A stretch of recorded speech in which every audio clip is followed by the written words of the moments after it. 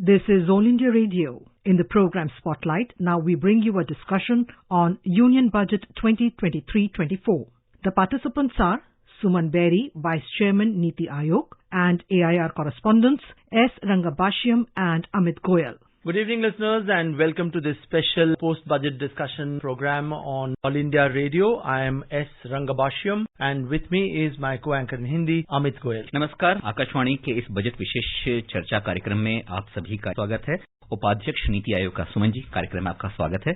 Thank you. मोटे तौर पे बजट के आकलन को अगर 3 हिस्सों में बांटा जाए, चूंकि आप नीति आयोग से जुड़े हैं तो ये पूरा योजना का कार्यक्रम आपके निर्देशन में ही रहा होगा।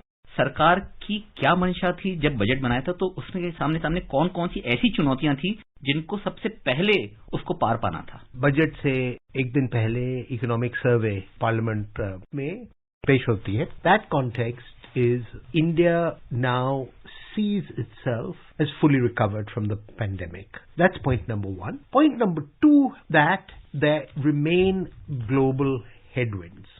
अब ये global headwinds का क्या महत्व है? मतलब विकास में, growth में, they can slow us down because normally we get growth from exports. We also get growth from capital flows, and capital flows have been strong because interest rates until 2 or 3 years ago were very low and India was attractive. It was attractive for their direct investment and also for what is called portfolio investment. Now, what we are facing is that we have come out of COVID with surprising strength, but the world outside is less favorable. We must try and restore our growth momentum while still being sufficiently cautious and careful so that we remain an attractive investment destination for foreigners, but also for Indians. So the name of the game, the main goal is, or one important goal, is to try and get private investment going again under difficult circumstances. But second, to recognize that there are pockets of untapped potential in the domestic economy which need to be activated, and activated in the Sabka Saath, Sabka Vikas, Sabka Prayas sense. And so what I would say is the budget has 2 goals. One is to try and get private investment fired up despite a gloomy world economy, and second, to make sure that the left behind are taken care of. आपने कहा कि जो निजी क्षेत्र से निवेश है उसको बड़ी मात्रा में किस तरह से आकर्षित किया जाए, किस तरह से उसके लिए रास्ते सुगम बनाए जाएं, ये एक प्रमुख उद्देश्य रहा है बजट के पीछे, जिससे कि हमारी विकास का पथ है वो निरंतर आगे बढ़ता रहे। सरकार ने कौन कौन से ऐसे फौरी तौर पे कदम उठाए हैं जो इस बजट में साफ साफ नजर आते हैं और निजी निवेश को इससे प्रोत्साहन मिलता है? We envision a prosperous and inclusive India in which the fruits of development reach all regions and citizens, especially youths, women, farmers, OBCs, scheduled castes and scheduled tribes. Inclusive growth is what I think this budget sets us down the path of, and it does it in some imaginative and unusual ways. I will give you some examples of programs in this budget that I think innovative, relatively low cost, but again, Niti and the states will have to do a lot of work, but I think it's the vision that's interesting. Yeah. What do I have in mind? Nari Shakti budget में कई जगह में है और Republic day parade में भी नारी शक्ति थीम था, पर यहाँ जो मुझे खास इम्प्रेसिव लगा is the scheme to help self help groups to modernise. जी, आपको शायद पता होगा कि नीति आयोग के माध्यम से एक एस्पिरेशनल ब्लॉक्स प्रोग्राम माननीय प्रधानमंत्री ने लॉन्च किया था और वो बजट स्पीच में भी उसके बारे में चर्चा हुई थी। Why I'm mentioning that here is because the logic or the strategy of the aspirational blocks program is that if you focus on an issue on you don't necessarily have to put a lot of money into it to get development response.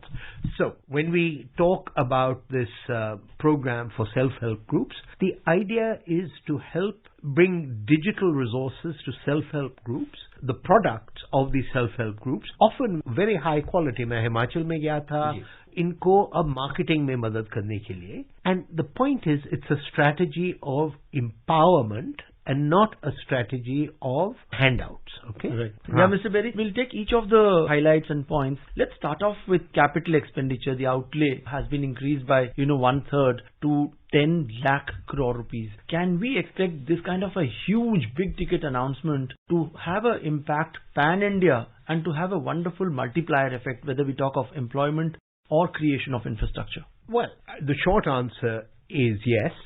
The longer answer is direct and indirect effects. And since it's my privilege to be in the presence of the Honored Prime Minister, the indirect effects, I think, are as important as the direct effects. What do I mean by direct and indirect effects? So, the direct effect is if you tend to think about railways, roads, but connectivity is how a country gets richer, okay? So it allows people to serve a larger market. That then gives them the power to spend, and they spend locally. Similarly, you mentioned the increase in infrastructure, but we could also mention the big increase in the Awas Yojana in housing. Now that has a direct effect. Yeah, let's continue our discussion with Shri Suman Berry, Vice Chairman of Niti Aayog. Mr. Berry, a number of announcements. Will obviously, time permitting, we'll try and, squeeze in as much as possible. But let me bring in this point of, 75,000 crore rupees allocated and targeted for 100 critical transport infrastructure projects. Obviously, they will have an impact on the Pradhan Mantri Gati Shakti Yojana as well.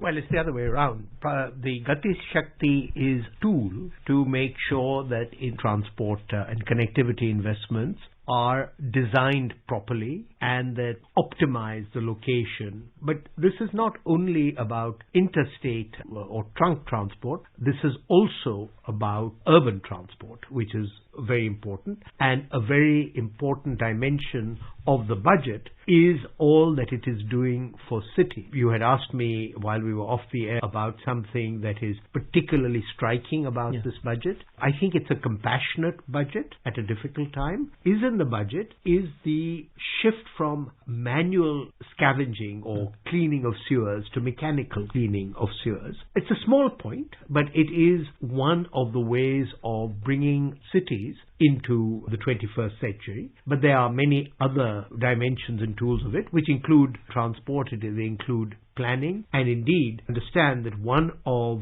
the qualifications for benefiting from the expansion in the 50-year loans for capital expenditure is to undertake various urban reforms so that you can qualify for municipal finance. But you had asked about the 75,000 crores. I think this is over and above the very high allocation that has been provided for railways already. So this is primarily highways, but also urban transport. सुमन साहब, ये बताइए, अभी तक इतनी सारी चीजें हुई, हमेशा अर्थव्यवस्था के बारे में माना जाता है कि जो सबसे बड़ा रोजगार देने वाला और अपने आप को स्थापित करने वाला एक बहुत बड़ा तबका है, वो एमएसएमई के द्वारा नापा जाता है. उनके लिए बहुत सारी रियायतों की घोषणा की गई है या बहुत सारे उनको प्रोत्साहन दिए गए हैं. उनके बारे में हमारे श्रोताओं को बताएं कि किस तरह से उनको सीधे तौर पे इस बजट से प्रोत्साहन भी मिला है, साथ ही साथ उनकी तरक्की में कोई बाधा ना पाए.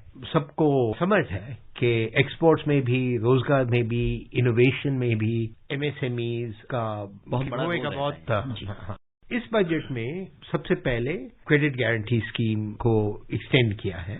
दूसरा, मैं इस मामले में इतना एक्सपर्ट नहीं हूं कि मैं क्वांटिफिकेशन दे पाऊं का महत्व कितना होगा, पर जो हम देख रहे हैं कि जो क्रेडिट अब एमएसएमईज को जा रही है वो काफी बढ़ रही है. तो लगता है कि उनकी हालत कोविड के बाद इतनी खराब है नहीं, पर सरकार अपने तरफ से क्रेडिट करवा रही है, पर काफी एमएसएमईज को मतलब जो उन्होंने बिड्स की थी कोविड करके वो पूरा कर नहीं पाई. तो as you know, ये सिक्योरिटी डिपॉजिट उनको डालना पड़ता है.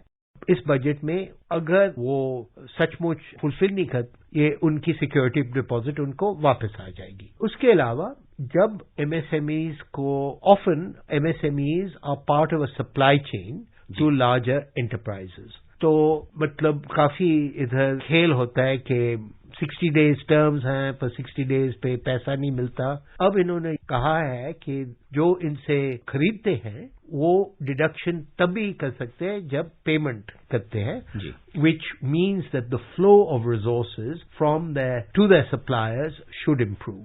अब शायद और भी हो पर ये उनको समय पे MSME को समय पे उनके जो भी भुगतान है, जो पेमेंट्स हैं वो उनको समय पे मिल पाए, तो ये एक बहुत बड़ी राहत हो जाती है, जिसके लिए 45 दिन की समय सीमा भी निर्धारित की गई थी. और आपने जैसा अभी बताया, ये तो एक बहुत व्यवहारिक और बहुत बड़ा कदम है. कोशिश तो है जी. जो कोविड पीरियड में अगर वो अपना कोई भी कॉन्ट्रैक्ट पूरा नहीं कर पाए थे, तो उसमें जो उनकी फोरफिट की गई थी जो भी धनराशि, वो भी अगर एक उसके कारण वाजिब हैं तो सरकार उसको भी उनको वापस करेगी. ये बहुत ही बड़ा और काफी सराहनीय कदम माना जा सकता है. पर मैं चाहूंगा कि हम ये ट्राइबल्स के बारे में ट्राइबल्स के बारे में बताइए, क्योंकि वो समाज के अंतिम छोर पे खड़े हुए लोग होते हैं जिन तक सरकारी सहायता पहुंचना बहुत जरूरी भी है, और उन तक पहुंचने में हमेशा आमतौर पर थोड़ी सी देर हो जाती है. मिशन मोड में इसको कहते हैं PVTG. और PVTG का क्या मतलब? PVTG का मतलब है पर्टिकुलरली वनरेबल ट्राइबल ग्रुप्स. इस मामले में नीति काफी इन्वॉल्व है. तो एक मिशन लॉन्च होगा और इनके एकलव्य मॉडल रेजिडेंशियल स्कूल्स के टीचर्स भी का प्रोविजन किया गया है. And also the health has been in sharp focus. As far as sickle cell anemia disease is concerned. So there is, kind of renewed focus on tackling these particular issues. And it's a large group of people. Although it's a hereditary disease, but it brings down the life expectancy. No, I'm saying tribals as a whole are 20 crores or something like that. So, we have talked of OBCs, SC/STs, but I think this is the first time that tribals are getting this kind of focused attention. And again, this is a first step, but they start to get more financially secure. They will also get politically more active. So it's a long journey, but I think it is one of the elements of why I call this a compassionate budget. Mr. Berry, we often talk about, cooperative federalism and also, competitive federalism. In budget, if we were to see, some 5,300 crore rupees has been allocated to Karnataka for irrigation, maybe because of the drought situation there, but not to any other state. Do you think there could have been other candidates as well? I'm sure there would be other candidates, but why this received particular attention? Only Karnataka? Yes, I wouldn't kind of speculate on that, but the larger issue of cooperative and competitive federalism, it really does seem to work. I mean, and part of NITI's role is to be objective. Of course, we are now starting to work with the individual states under the State Support Mission as well. And let me just indicate a little bit what that's about. NITI itself has evolved from being the Planning Commission to being Niti Aayog. And in the old days, states had their planning departments who worked with NITI. And so we have offered to them that we would repurpose, as it were, their planning departments. And so many of these schemes, which have been announced today and before, they will need focused implementation in the states. And that is the way in which we hope that we can be of help to the implementation of this budget. Mr. Berry, let you go finally. I also want to bring in this point about the aspirational blocks and aspirational districts. Earlier we had that program. Now it seems that there is renewed focus at the block level. They have their own ecosystem to come forward. That is true. What is the insight behind this? Firstly, that the aspirational districts program seems to have worked. Secondly, India is a populous country, and even a district is a very large unit for micro-level planning. All effective planning is done at a very local level there.